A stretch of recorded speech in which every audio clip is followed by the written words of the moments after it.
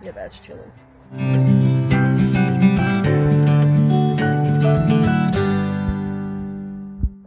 It is officially cold, guys. It's so cold. There's frost all over the ground. Good morning, everybody. It has officially gotten cold. It was 29 this morning when we woke up. Ignore our mess from remodeling some in the house. Oh man, I just walked outside to check on Norris and the pigs and all of the chickens. We look like a tarp compound over here. Ignore my eye too, man. I don't know what's going on.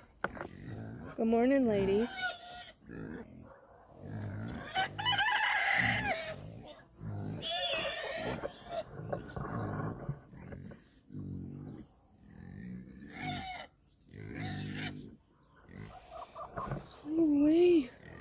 So we have our big coop here. I don't think that I have explained all of this, but we have our big coop that has our Pharaoh quail, our Corturnix, however you say it, Pharaoh quail in here, as well as all of our hens. These are Ayam Samani. Some of them are mixed because we moved to Florida and we took our birds to my mom's, and so she was letting them out. She's got a couple of roosters that were running around the yard, so some of them are mixed, but I don't care. They're all hens and they're all laying, so I don't care. We get butt nuggets from them. We're good. These guys have started protesting and they don't want to lay at all. And they're probably mad they need some food this morning. Let's look at our boxes. Fat Mama, what you doing, girl? Fat Mama's on the nest. We're gonna leave her alone. We have 11 hens in here. Most of those being the Ayam Samani. We do have a buff Orpington, and I really think that's going to turn out to be a rooster. Just my opinion. I think he's going to be a rooster. And then back here, the white one, we have a Moran. She is not laying yet. She was laying for my mom, but she stopped laying when we brought her over. And then here we have Adeline and her projects. She likes to just leave everywhere. We have some Bantams. These are Cochin Bantams. So these are my Cochin Bantams. They're beautiful. We just got them not too long ago. She's not laying yet. She's still a little young, but I just thought they were really pretty. These are Adeline's. These are her Turkins, her turkey necks. We are going through molt, so they don't look so great right now. But these are her 3 hens, and then of course she has the Mac Daddy of roosters there. He's really pretty. He's super calm with Adeline. Hi. Good morning. She said, nah, not today, not today. Just let me eat. Go on about your business. And then, of course, we have our Cooney girls. This one is Reba Bacon Tire right here. She's red. This one's Reba Bacon Tire. That one's Dolly Porkin. And they're not going to let me talk. They're going to scream. Hi, Norris. Hi, buddy.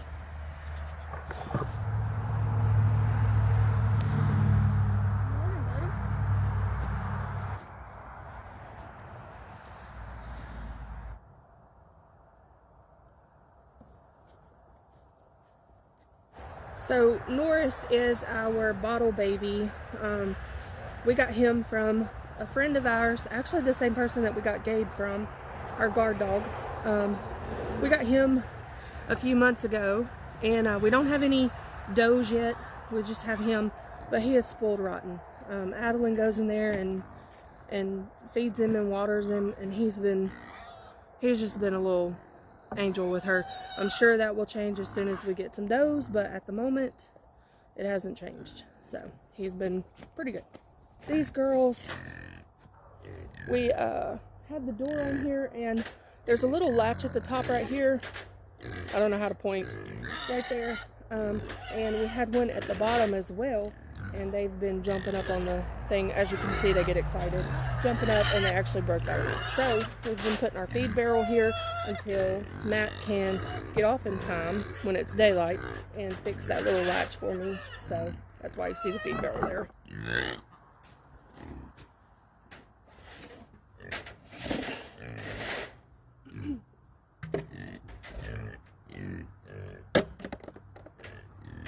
So these girls get probably 10 cups of feed a day, and most of the time, if I'm going to be here, then I'll split that up into 2 feedings, and we feed them in one container. They're sisters. They don't bully each other, but they'll knock each other around if they're really, having a bad morning.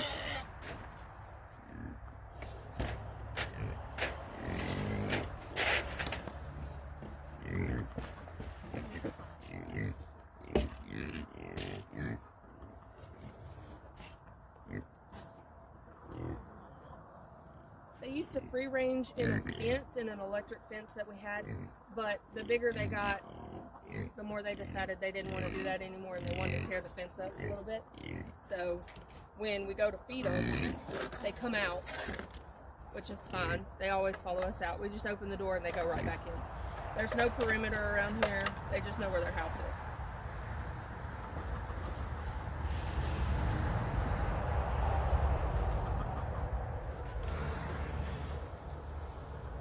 We have them on some pretty deep bedding.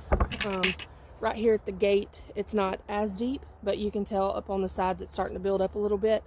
When they get really nasty in here, I don't want it to get super nasty. It's just been really cold and rainy in here, so I've got to go get some more straw or some more hay and put it in here. We've been doing straw, wood chips, things like that can easily be composted. And once this builds up, we'll pull all of this out and we'll actually put this in a compost, let it compost down, and then we'll be able to use it next year on the garden bed.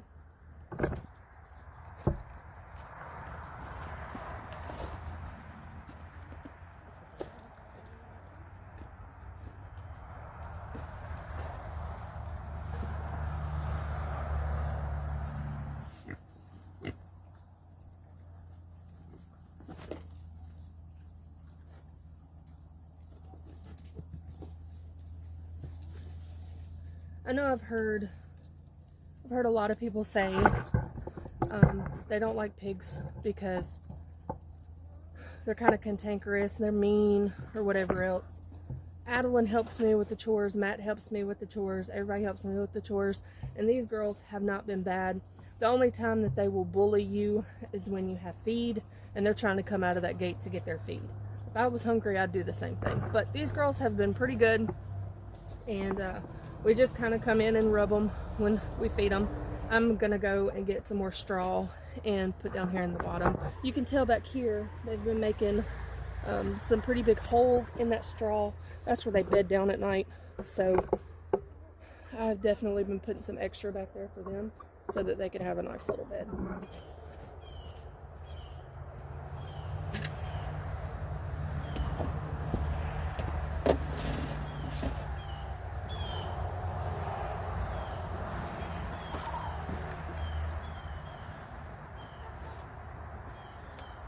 We just kind of rodeo style it and put the barrel in front of the door. It makes the bulls happy, doesn't it?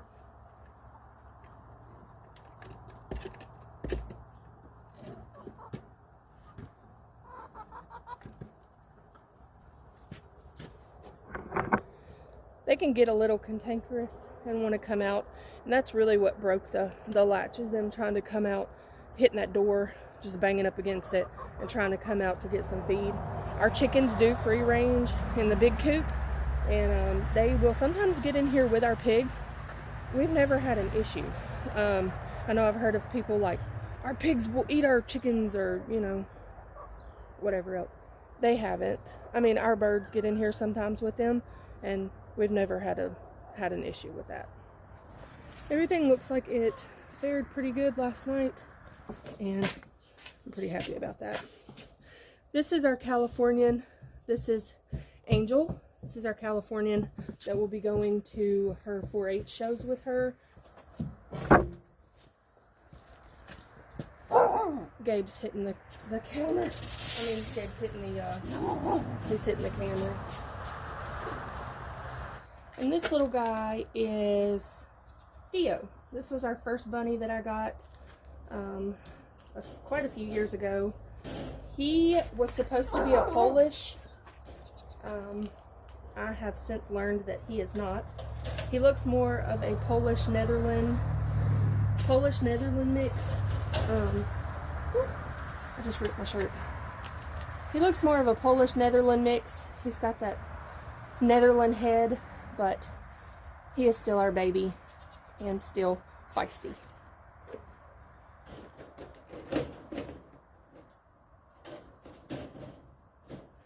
So we keep Timothy hay in here for our rabbits, just in a separate container. Sometimes Theo will get in and bed up in that hay. I don't know why. He gets in there and just takes him a little good siesta in there. And then he'll wake up and eat it.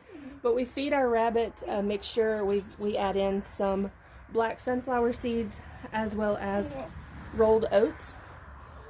This is just what we feed our show bunnies. Dave's going to talk to us this morning. We also put a mat in here for our bunnies. This helps with sore hawk so that they're not just directly on wire. I keep ripping my shirt. I've got to get some more protectors here, but we put that pad in here that we put the little black pad in here for them, just so that they don't get sore hawk. You can see where he's been kind of bedding up in his hay, but anyways, that's Theo. We have these guys under our old carport. Long story short, we bought this property. There was already a house on it, but the reason that the guy was selling, or the owners were selling, was because a big tornado came through here and actually downed a whole bunch of trees on this property. And one of those trees it downed it right through the living room. And the previous owner was actually sitting on the couch in the living room watching TV when that happened. So there's a humongous hole in the house. So they sold this property and actually moved just like maybe a quarter of a mile down the road and built a new house. But on this property there was the house and there was the shop, and we have just turned the shop into kind of a live-in quarter because we were a pipeline family, so we were never here, given there's a big old fifth wheel in front of the house. Good morning. Where'd you go? Good morning. He's talking this morning. Since owning this property, we've probably been here a total of maybe, probably 6 months. And so we have just been slowly working on the property. We got our gardening beds in a few years ago, but I've never been here to garden that much. We would put things in there like potatoes or garlic or things like that you don't really have to tend to every single day. So they come in handy for that. But this year coming up, we've got a lot more planned. We moved to Florida in 2021, just because pipeline had kind of laid out because of 2020. 2020 being the year of COVID. So by 2021, pipeline had kind of played out, and so we decided to move closer to Jameson, who lives in Florida, and we went down there for probably 6 months and worked down there for a while. Then we got a call to go to Arkansas. It wasn't laying big pipe, but it was still doing kind of the same thing, and so Matt was very familiar with that, so we decided to go. We were there for about 6 months, and then he got a job closer, still the same company, but they were able to move him down closer to the Louisiana line, so we were able to come home. So we are home. We still have a lot of stuff to do on here, on this property. We have just kind of unloaded things as we've come home, and the house had been broken into a couple of times since the last tenant left, we allowed someone to move in and kind of be here while we weren't here. And then they moved out, and so it got broken into. Tree fell through the house. We came, Matt came and looked at it. It had an open floor plan shop. We could do whatever we wanted to with it. We knew that the house had to be torn down. There was nothing salvageable in there, which was fine. We were going to put in the work, but, you know, we were only here about 6 months. So we turned the living quarters, we turned the shop into living quarters when we were here and when we were able to work on it. But we still have a lot to do in there. So this house will be torn down. We're going to keep the slab. We're debating on either building on that slab or building a barn. That way I can have at least mini dairy, mini something, so that we can have, you know, milk and all of that good stuff. If that's not the plan, then we'll turn the shop into a little barn and we'll still have our mini. So if we build there, we'll turn this shop into a barn. If we don't build there and we build a barn there, then the barn will be there and we'll just have animals there. When the garden is spent, or by spent what I mean is once it has finished creating whatever it's going to create, this would be a perfect idea for chickens. You could put an electric fence around it, let them get in there, till up the ground. They will do all the stuff and things, add their chicken squat to it, and then you can till it up and plant in it or whatever you're going to do. Right here where the stakes are, this was where my tomatoes were. My potatoes were right beside there, and we actually grew some peppers in this box, but they didn't grow very well. Actually, a bunny got in there and got all of them, so I was able to take one pepper from here and I have it in the house. It's just throwing off blooms, which was fine. I just wanted to save something, felt the need to save something, but these girls come up every single day. Now, when it's planting time and it's gardening time, I will not allow that. They will not be welcome here. I know that sounds bad, but they're adding me some good fertilizer over there, so not complaining about them. They can stay.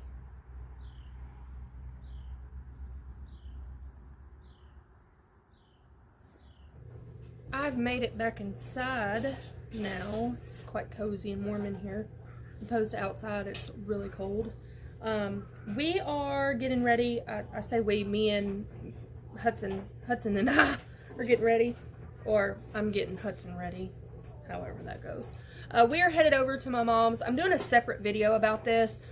They've got an event coming up on the 2nd of December. They are making a float. They are creating a big float to go in this parade, and so we're gonna go over and help them. We spent all day yesterday over there. We got the trailer hooked up. We got the archway done.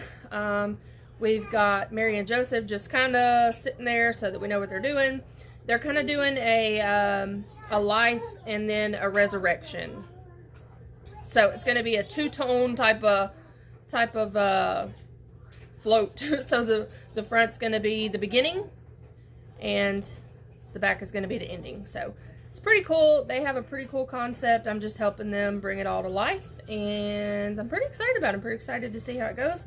I think we're going to take Norris and we're going to put him on the front of the float. Today we're stringing lights, we're putting backgrounds up, we're doing all the stuff and things.